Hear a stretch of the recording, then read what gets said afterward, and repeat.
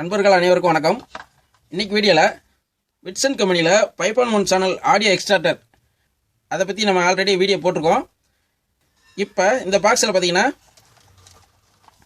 Optical input, coaxial input, ஆக்சி input, அதே மாதிரி HDMI ARC இதில் இருக்குது. ஆனால் இதை பொறுத்தளவுக்கு டால்பி டிஜிட்டல், TTS இதெல்லாம் ஒரிஜினல் சப்போர்ட் பண்ணுமான்னு கேட்டால் சப்போர்ட் பண்ணாதுன்னு ஆல்ரெடி நான் உங்களுக்கு சொல்லிட்டேன். சப்போர்ட் பண்ணாது. சரி, இப்போ இந்த பாக்ஸில் ஒரு கம்ப்ளைண்ட் சொல்லியிருந்தேன் அந்த வீடியோவில். என்னென்னா, ஆன் பண்ணான ஒரு ஹம்மிங் நாய்ஸ் பயங்கரமாக வந்துச்சு. அந்த ஹம்மிங் நாய்ஸை எப்படி இதில் நிப்பாட்டுறதுன்னு சொல்லி இந்த வீடியோவில் உங்களுக்கு சொல்கிறேன். ஏன்னா இது நண்பர்கள் சில பேர் வாங்கியிருப்பீங்க. இது வாங்கியிருந்தாலும் இந்த சவுண்டை எப்படி நிப்பாட்டுறது அப்படின்னு சொல்லி உங்களுக்கு இது யூஸ்ஃபுல்லாக இருக்கும். அதனால தான் இந்த வீடியோ மேக் பண்ணியிருக்கேன். இந்த பாக்ஸ் தான் அது.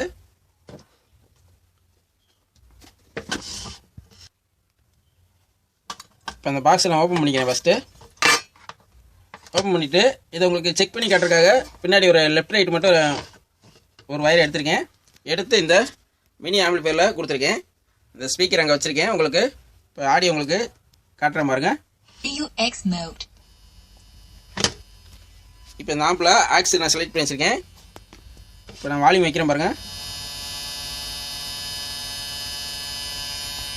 அந்த ஸ்பீக்கரில் சவுண்ட் வருதா, அந்த ஹம்மிங் நாய்ஸு. இது எப்படி நிப்பாட்டலான்னு உங்களுக்கு நான் இப்போ சொல்கிறேன். இப்போ இந்த HDMI ARCயோட பாடி இருக்குல்ல, இந்த பாடியில் ஒரு வயரை பற்ற வச்சு இந்த கனெக்டரில் ஃபஸ்ட்டு பின் இருக்கு பாருங்கள், கிரவுண்டுன்னு இருக்கு பாருங்கள். அதில் நம்ம சால்டிங் பண்ணோம்னா அந்த சவுண்டு இல்லை. நான் உங்களுக்கு வச்சு காட்டுறேன் பாருங்கள். இப்போ ஒரு வயரை எடுத்திருக்கேன். இந்த வயரை இந்த HDMI ARCயோட பாடியில் டச் பண்ணிக்கிறேன்.